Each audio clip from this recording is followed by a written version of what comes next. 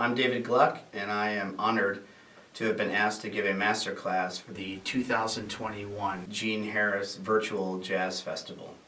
Currently, I'm a full-time teacher at Idaho Arts Charter School in Nampa, Idaho, where I teach a variety of classes: percussion, piano, guitar, and also the history of American popular music. Several years ago at the school, I formed my own group called Global Beats, which I write original compositions for. I also teach adjunct percussion at Northwest Nazarene University in Nampa, and also jazz drum set at Boise State University. Before moving to Boise 8 years ago, I taught studio composition as a full-time professor at the State University of New York at Purchase College in Purchase, New York, which is just above New York City. And also during that time, I traveled the country and the world with two renowned brass and percussion groups, Rhythmic Brass and Dallas Brass. I'm also very honored to be sponsored by the Yamaha, Zildjian, Evans, and Innovative percussion companies.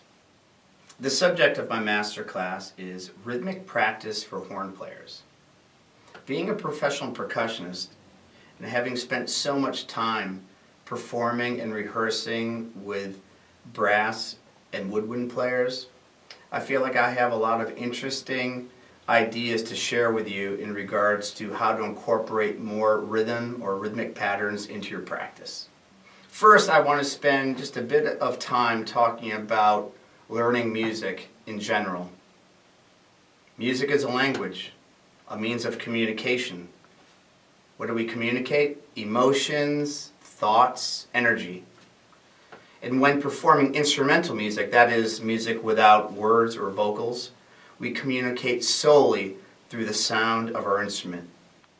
How do infants and toddlers first learn a language? Not from a textbook or a method book, but by listening, watching, mimicking, and imitating. So my first piece of advice is to listen to music as much as you can, and to listen to as many types of music as you can. And while you're listening to music all the time, and all types of music, what is happening is osmosis, and this is a word I really like. So what is the definition of the word osmosis? Osmosis is the process of gradual or unconscious assimilation of ideas and knowledge. This is how we learn a language, naturally. I feel as though it's never too late to learn a new language, but the best way to learn a language is to physically go to where that language is spoken. And by putting on your headphones and submerging yourself into music as much as you can, that's exactly what you're doing. Remember, music is a language. Music is sound. To prove this point to students, sometimes I'll grab a sheet of paper like I am now, and I'll turn it around and I'll ask, "What is this?" And the students will say, "It looks like a piece of music." And then I'll say, "Well, how does it sound?" And unless they have incredibly advanced ears where they can hear a sheet of paper and actually hear the sound, it's not really music yet. This is music notation on a sheet of paper that represents music. Unlike other art forms like visual arts, painting, the painting is the painting. But with music on paper, with the notation, this just represents the sound that you can make. So this is only the beginning of the process. The real process starts by listening as much as you can. I feel that it's very important to be able to sing or vocalize rhythms or rhythmic phrases, rhythmic patterns. In jazz music, this is called scatting. And by vocalizing rhythms, you internalize it. And by doing so, you're going to understand the subtle inflections, the inflections that make a rhythm flow. And I think the word flow leads to the word groove. Now, that's another word I really like, groove. Groove in a musical sense. My definition of groove, it's a flow or feel. But more importantly, it's a physical and emotional activity It's not an intellectual or mental activity. So, how do we learn to groove and to play with rhythmic accuracy and integrity? It starts with having the ability to keep a steady pulse in time. And how do we do this? We do it by using a metronome and subdividing. Regardless of your instrument, whether it's percussion, flute, alto sax, tenor sax, trombone, trumpet, kazoo, it doesn't matter. I think all musicians need to be able to sing. It doesn't mean you need to be the next Frank Sinatra or Lady Gaga. That's not my point, but you need to internalize the phrasing. So I want to read this excerpt from a book called Drum Wisdom by Bob Moses, who's an incredible jazz drummer, and he talks about the importance of singing. So here we go.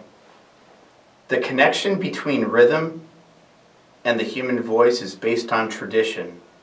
The art of speaking a rhythm goes back to ancient times. I have come to realize that people who cannot sing a rhythm are usually not able to play rhythm as well. In order to groove, you have to be able to hear the groove in your mind. In order to know where the groove is, vocalize it. Sing it out loud. The way you sing something is the way you hear it in your mind, and it's the way you play it on your instrument. The bottom line is practicing with a metronome is crucial. Doesn't matter what instrument you're playing. I would say that probably 80-85% of my practice time is spent with a metronome.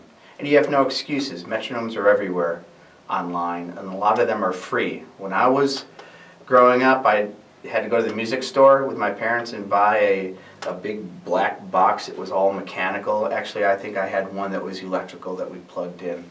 I thought it'd be fun. I had to blow some dust off of this metronome that I purchased, I think, when I was a freshman in college. It's the Boss Dr. Beat DB33. How cool is this? I did put a new battery in it. I'm not sure if it's going to work. Wow, it's working. Listen to these subdivisions. If the first click was a quarter note, now you have eighth notes. Here's 16th notes. A little dusty. Here's triplets, dividing this pulse into 3 partials.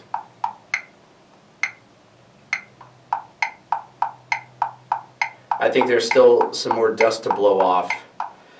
Here's something I learned a while back about using a metronome. Yes, we should put it, like if we're in common time 4/4 and the quarter note equals 60, the acronym you're going to see, the 3 letters are BPM. What does BPM stand for? Beats per minute. So if the metronome is 60 beats per minute, we have 60 seconds per minute, so the beat equals a second.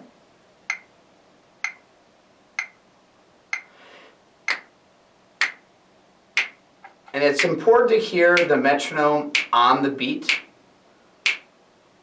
But I remember a teacher telling me, what if you put the metronome on the off beat? If you're thinking about eighth notes, 1 and 2 and 3 and 4 and, to hear the metronome on the ands, so you take care of the downbeat. And boy, did that change my perception of playing in time. It really improved.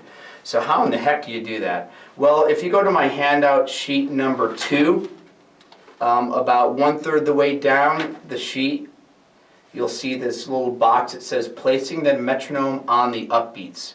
So this is how you do it. If you put your metronome on quarter note equals 60, which is 60 beats per minute or 1 per second, and you think of it as the downbeat, but you have to count eighth notes. So I'll demonstrate. These are quarter notes. So I'm going to divide that time in half. 1 and 2 and 3 and 4 and 1 and 2 and 3 and 4 and After every number, you count from 1 to 4 and then back to 1 because we're in 4/4. So here's the trick. You're counting 1 and 2 and 3 and 4 and 1 and 2 and 3 and 4 and when you're ready, count to 4, but don't say and. Go right from 4 to 1. So it'd be 1 and 2 and 3 and 4, 1 and 2 and 3 and 4 and. So you're going to say 4 and then you're going to say 1 and then go back to 1 and 2 and 3 and 4. And that'll put the metronome on the off beats or the up beats. I'll demonstrate. 1 and 2 and 3 and 4 and 1 and 2 and 3 and 4. 1 and 2 3 4. 1 2 3 4. 1 2 3 4. 1 2 3 4. 1 2 3 4. Another way to creatively use the metronome in your practice is to reduce the amount of metronome you're using. So if you go down to the metronome section of page 2, it's the second box here that says reducing the amount of metronome. So you'll see the first measure, you're seeing quarter notes, 1, 2, 3, and then the metronome is only on beats 1 and 3. 1, 2, 3, 4. 1, 2, 3, 4. So if you're practicing a piece that, let's say, 80 beats per minute, quarter note equals 80. So that means on beats 1 and 3, those are basically half notes, so it's half of 80, which would be 40. And that's as low as this metronome goes. So if I put this metronome on 40, 1, 2, 3, 4. 1, 2, 3, 4. 1, 2, 3, 4. 1, 2, 3, 4. So it's making you keep track of the tempo and the subdivision in your mind because you're getting less metronome. At first it can be challenging, but if you stick with it, it's really going to improve your sense of steady pulse. You can also think of the metronome on beats 2 and 4. So if we're practicing a piece that's quarter note equals 80 beats per minute, and we hear the metronome on 2 and 4, you have to set the metronome to 40, but then you have to hear the metronome on beats 2 and 4, which is where we should clap when we're listening or playing to jazz or rock and roll, hip hop. It's the backbeat. 1, 3, 1, 3, 1, 3, 1, 3. Now, if you really want to get daring, you can have the metronome play on just one single beat per measure. So if the quarter note, if we're in 4/4 time, the quarter note equals 80, and then we reduce it to half notes on beats 1 and 3 or 2 and 4, that means the quarter note, or the metronome now is 40. If we reduce that in half, now it's 20. This old metronome doesn't even go that low. But imagine setting a metronome, an online metronome, which you can, to 20. So if that 20 is beat 1, 1, 2, 3, 4, 1, 2, 3. There's a lot more silence that you have to account for in your brain, being able to subdivide. Subdividing is the process of dividing notes into smaller rhythmic components. In any ensemble, playing what seems to be the easiest music, whole notes and half notes, can be quite challenging to play together. The key to playing together is subdividing. The following exercises are designed to help you become more rhythmically confident through subdividing. So I'm going to take this first part in the top exercise on handout number 3, which starts with a measure. We're in 4/4. It starts out with a measure of 16th notes, and then 8th notes, and then quarter notes, then half notes, and then a whole note. and then it repeats. It goes right back to 16th notes. So the bottom line is whatever note value you're clapping, whether it's eighth notes, quarter notes, half notes, or a whole note, in your mind you're thinking 16th notes. So here's a metronome at quarter note equals 60.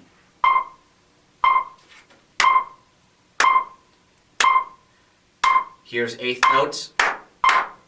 Here's 16th notes. Okay, so here's part number 1 in the top exercise. 1, 2, ready, go. 2, 3, 4.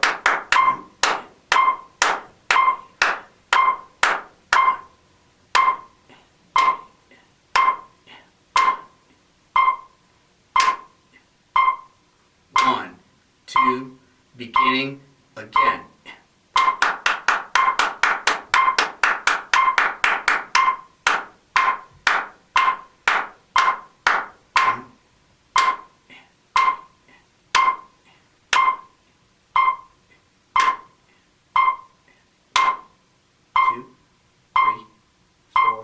Let me demonstrate what it would sound like, and I'm going to try to demonstrate it as one person behind the drum set. That's the quarter note.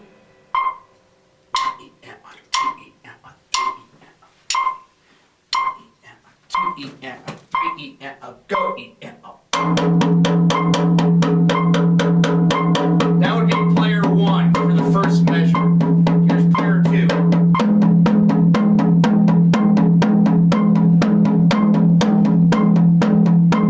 Player 3.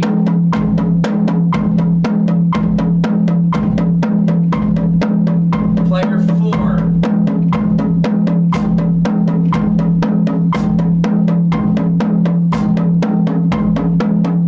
Player 5.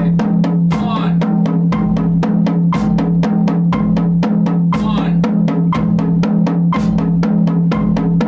1. 1. In regards to this handout sheet number 3, this subdivision exercise, I want to share with you an analogy that I like to use. If we're talking about 4/4 time, and we're talking about whole notes, 2 half notes, 4 quarter notes, 8 eighth notes, and 16 16th notes, they're like gears. Let's think of the gears like inside a mechanical watch made in Switzerland, right? High-end watch. All of those gears are working together. They're all touching each other. They all have teeth. And if the whole note moves around once, that means the half note gear is moving around 2 times per once that the whole note gear is moving.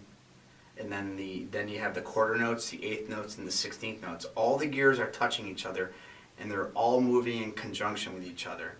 That's the art of subdivision. Here's the whole note. 2, 3, 4. Half note. 2, 3. Quarter notes. 1, 2. Eighth notes. 16th.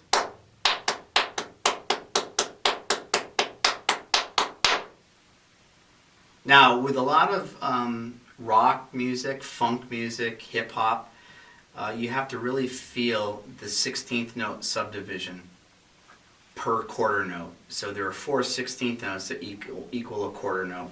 And if you're in 4/4 time, we count 16th notes, 1 E and a, 2 E and a, 3 E and a, 4 E and a. So 1 quarter note equals 4 16th notes. And you should be able to play a note on your instrument in each one of those locations, the downbeat, the E, the and the with equal confidence and ease. So I'm going to go to my handout sheet number 4, which is titled 16th Note Subdividing Exercise. And on this sheet it shows the constant flow of 16th notes, 1 E and a, 2 E and a, 3 E and a, 4 E and a. And then we have numbers 1, 2, 3, and 4. Number 1 is the downbeat. Number 2 is the second 16th note, which is E. The third line is the third 16th note, which is and. And the fourth line is the fourth 16th note in every quarter note, which is the So you can choose a note on your instrument and practice with a metronome playing the note on either each downbeat, each E, which is the second 16th note, each and, which is every third 16th note, or every one E and 1 E and So let me demonstrate. So now I'm going to go to my keyboard, and you can pretend that it's you playing your trumpet, your sax, your trombone, your clarinet. And I'm going to play a single note. I'm going to play concert C. And the quarter note is going to be 60, but I created like a little bit of a beat here, a little bit of a pattern. This is the quarter note. Here's the 8th note. 16th note.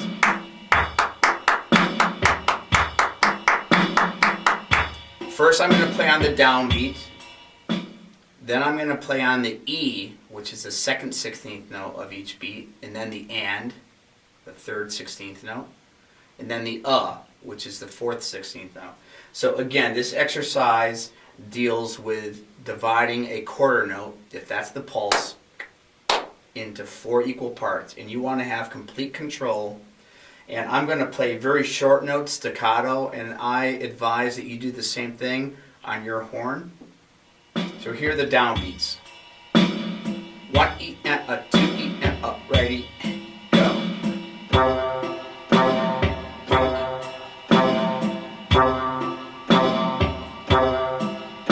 Now here are the E's. 1 E and a 2 E and a 3 E and a 4 E and a 1.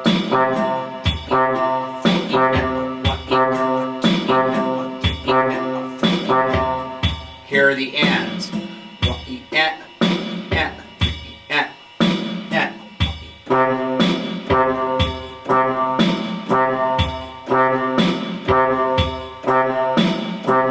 Here's the 1 E and the fourth 16th note.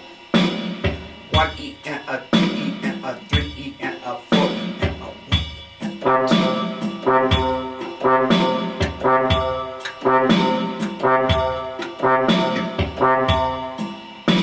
In regards to playing rhythmically accurate and having a good sense of groove and tempo, you have to be able to play notes short, long, and in between.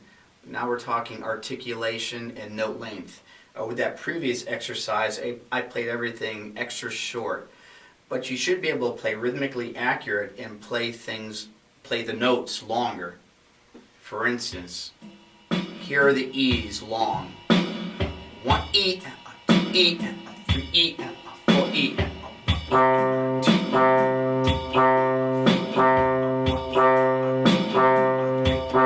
short.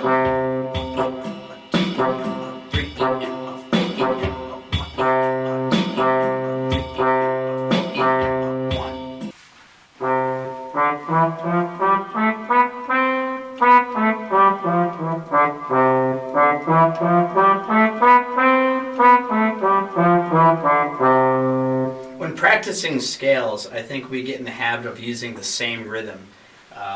More times than not, that's the pattern that I hear when younger students learn their scales. 1, 2, and 3, and 4, and 1, 2, and which is important, and it should be done. But then once you understand the scale and the fingering on your instrument, I think it's really important to start to explore different rhythms.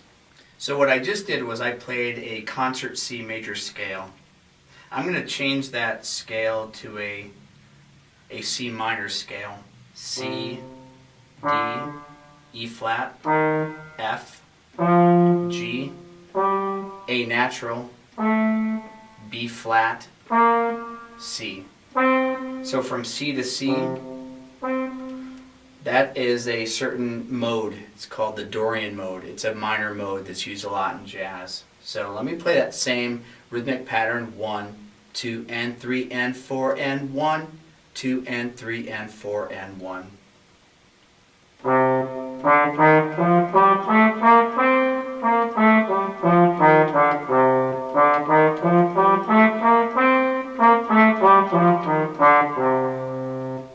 Now, if I was to take that same pattern that I used, that same rhythmic pattern that I used to play that scale, that C minor concert pitch, C minor Dorian scale, and I was to apply it to the drum set, the ride cymbal would sound like this.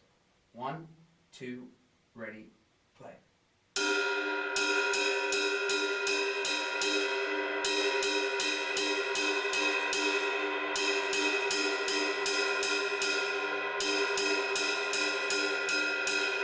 I'm going to add my feet. 1, 2.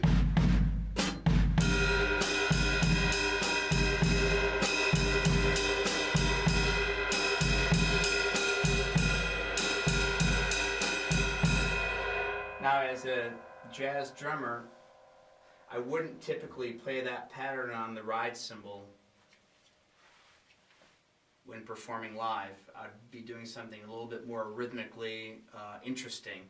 And then I thought, well, why don't I start practicing my scales on the keyboard? For me, it was marimba and xylophone, using patterns that I learned on the drum set when learning Latin patterns.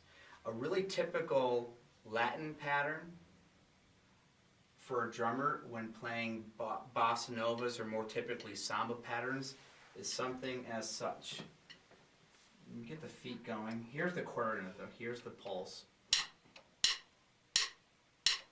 1, 2, 2, 3, 4. Here we go.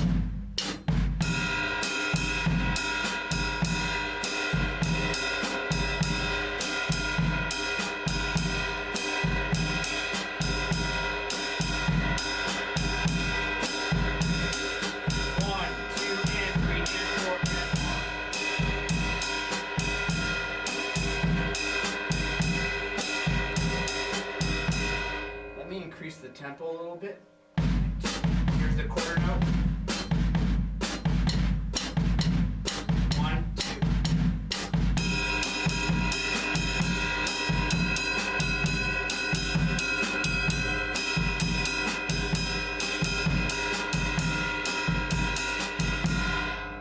So wouldn't it be fun to take that pattern and to apply it to our scales?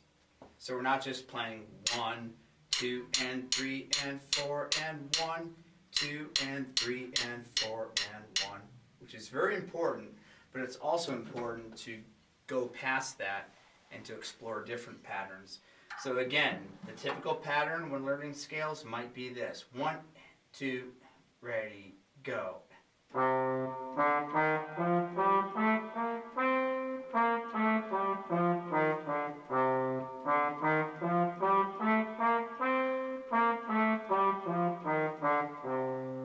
But now I'm going to take the pattern that I use with my right hand on the ride cymbal as a jazz Latin drummer and apply it to some scales. To do that though, I'm going to have to go a little bit above the octave. Here's C to C. I'm going to go up a few more notes past the octave to play that pattern.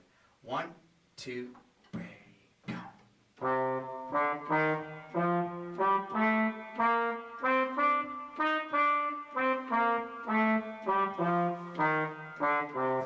1, 2, 3, 4.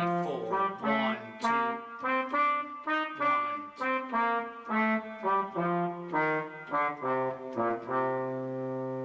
Let me play that pattern while I'm playing the feet on my drum set. I'm going to take the pattern from here, the ride cymbal, I'm going to apply it to the piano.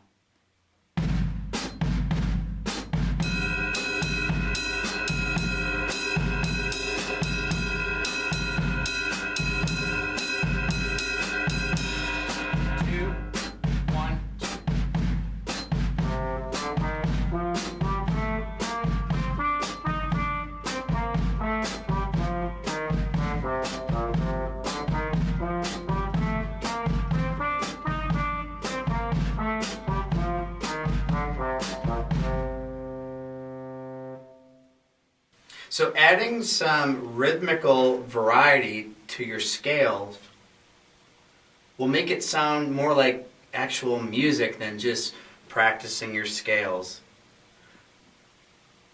It's important to practice your scales with very simple rhythmical patterns like I mentioned before. 1, 2, ready, go.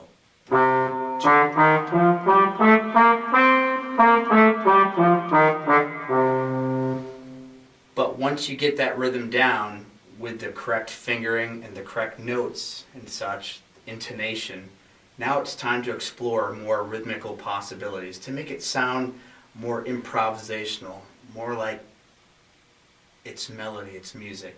So I'm going to demonstrate the typical pattern, rhythmic pattern that most young players use to learn scales. 1, 2, 3, 4.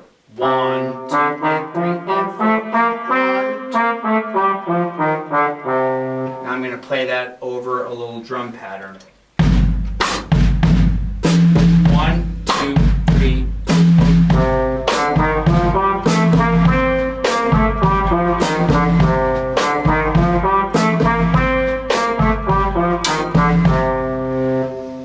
Interesting, but it still sounds like a pattern, a scale. But now if I apply that Latin ride cymbal pattern, 1, 2, 3, 4, 1, 2, ready.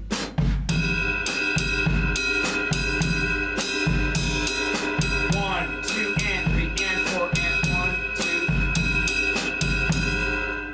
2. With a little bit of left hand, I'm going to take that same rhythm and apply it to a C minor Dorian scale. 1, 2, 3, 4, 1, 2, ready.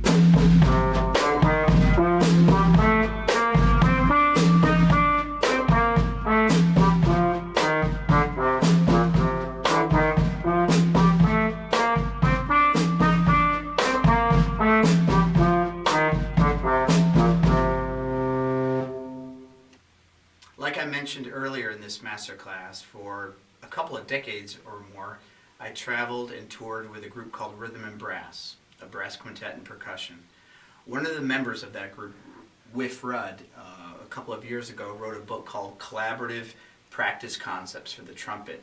And in that book, he asked me if he could use a couple of my concepts in regards to rhythmic practice for horn players. And one of his chapters, or one of his units in that book is called Rhythm Games, and that is provided to you guys as handout A. And let me describe what this exercise is. If you take a rhythm such as this, 1 and 2 and 3 and 4 and 1 and 2.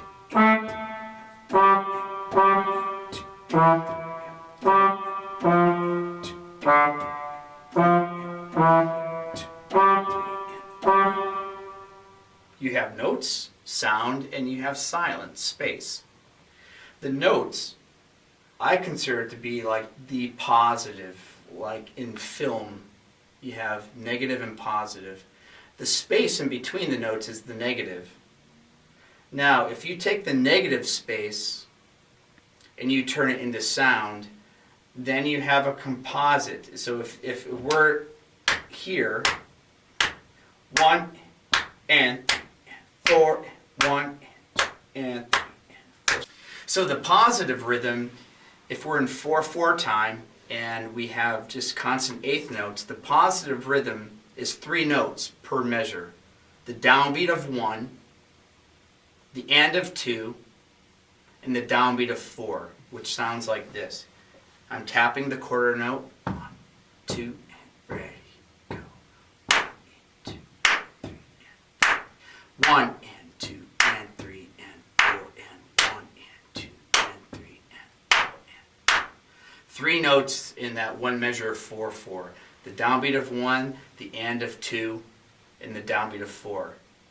Now, if there are 8 eighth notes in one measure of 4/4 and I just clap 3, that means that there are 5 eighth notes that are basically silent, which would be the end of 1, beat 2, the downbeat of beat 3, the and of beat 3, and the and of 4. So let me take one note. I'm going to play the note G, concert G, and I'm going to play the positive rhythm, which is beat 1, the and of 2, and beat 4.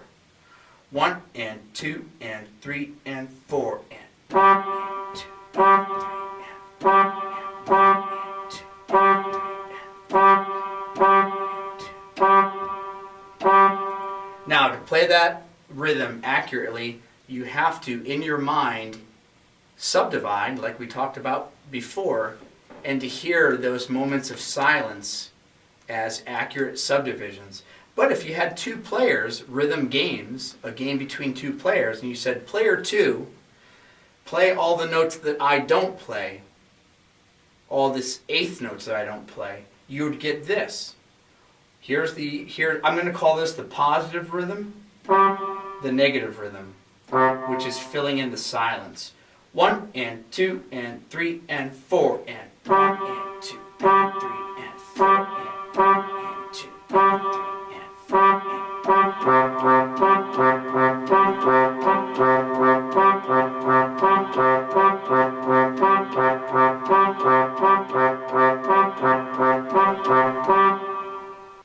We've heard the term that a chain is only as strong as its weakest link. Well, if you have two players, and that's the chain, well then the link is between those two players.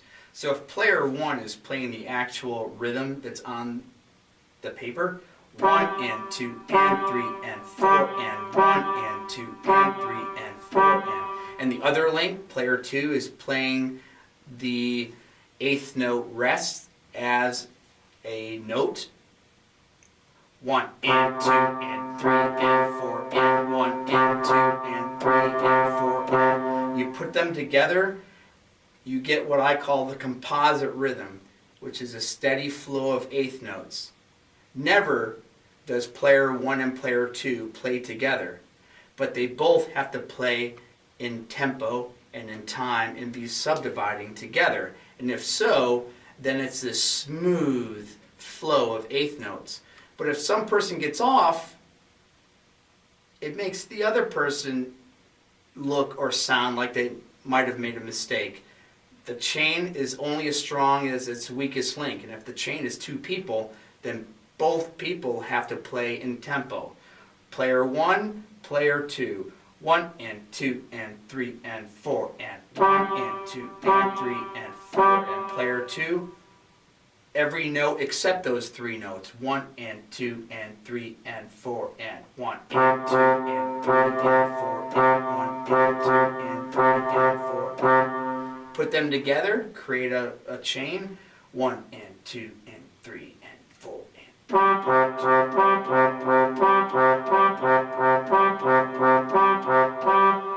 Now if we take that concept that we just talked about with rhythm games, and we applied it to that Latin pattern that I showed you on the ride cymbal of the drum set, and then applied it to the piano or your instrument, the scales you're working at, the negative rhythm versus the positive rhythm. If the positive rhythm was this, 1 and 2 and ready, go. 1,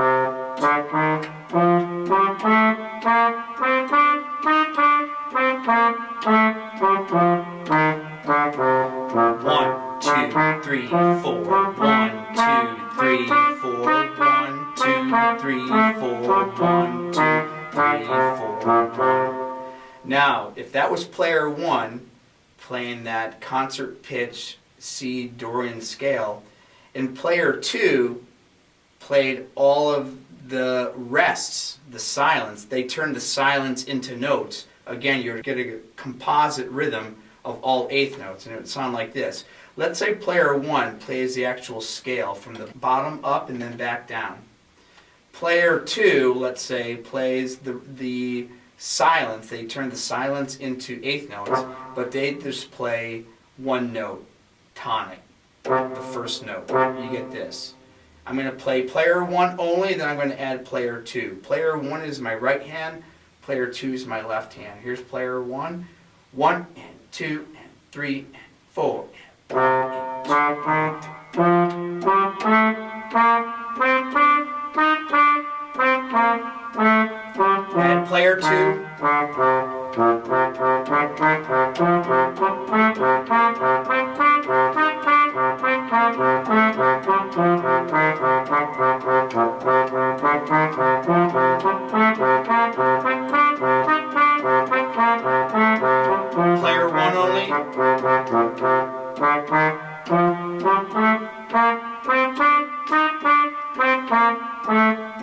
Add player 2.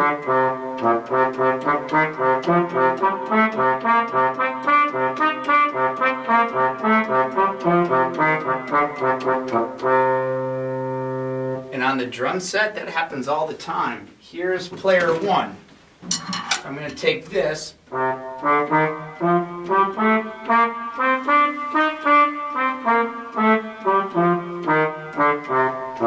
going to play that same rhythm on the ride cymbal. Ready, go.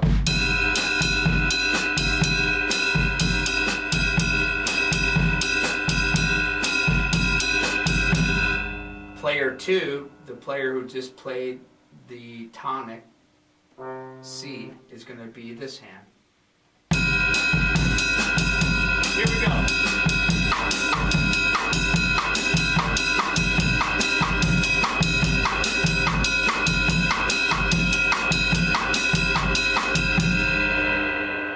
Practice, practice, practice, practice, practice, practice, practice with a metronome. 95% of my time is with the metronome when I'm practicing. And remember, practice with the metronome on the downbeat, and then try to practice hearing the metronome on, let's say, the end of each beat. Try to practice every day. If not every day, maybe at least 5 or 6 times a week. That's what I do. It's important to take a day or two off. You don't have to practice an hour a day at this point in your lives, but practice 15-20 minutes. Just make it a part of your daily routine. Every day counts. Remember, music is a language. The easiest way to learn a language is to listen. Listen to music. Try to learn some of the music that you listen to on your playlist by ear. Put headphones in or just listen in front of speakers with your instrument in hand, your sax, your trumpet, your clarinet, whatever your instrument is, and try to learn the music by listening and to match the pitches and to make sure that you're playing rhythmically with the music. I've talked a lot about practicing with a metronome. Practicing with a metronome, a steady pulse, is really important. But in today's world, with all the technology and what's available online, you can spice that up a bit. I practice a lot with an application called iReal Pro. You can download it. Boy, is it a powerful program. You can type in any tempo, any type of feel, style, and you basically are playing with a band. Bass player, drummer, piano. You can change the key. It's a great way to practice scales. And again, that would be a great way to start practicing rhythmically, is like practicing with a groove, a specific groove, whether it's a bossa nova, swing, samba, funk, rock, hip hop. All you horn players, try to find a friend who plays drums, who plays percussion, and practice your scales, practice your music with not just a metronome, but with a beat behind it. Here's a Latin beat you can practice to.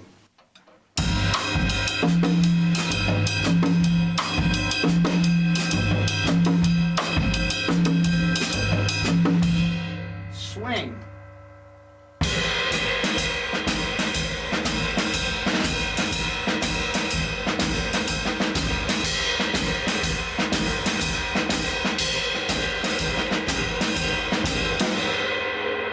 Rock.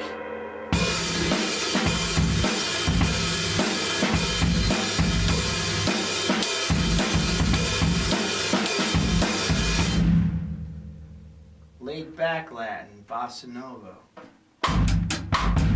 Practice your scales to this.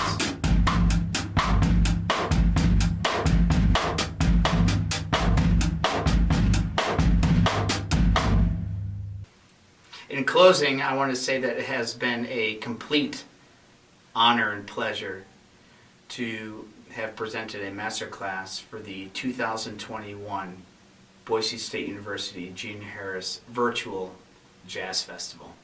It's been my pleasure to share with you, horn players, some concepts, rhythmical concepts that I've developed as a drummer, percussionist, composer that I know apply directly to your musical training as horn players. All of the concepts and ideas and more that we discussed during this masterclass are provided in my package of educational handouts that hopefully you have received or have access to. The most important way to learn music is by listening to music. And with that said, I've put together a list, a discography of great bands, whether they be funk, jazz, rock, soul, rhythm and blues, doesn't matter. But any band that has a prominent horn section, I've listed in a PDF. So it would be great if you guys could sort of incorporate that into your day-to-day playlist listening experience. So in ending here, I just want to say that like music is an ongoing process. The learning of music, it's a lifelong process, and it never ends. And that's the fun of it all. Is that once you understand something, right behind that is something you might not understand yet, but that's the mystery. Is to just keep going, keep going, keep going, and it'll keep you young forever.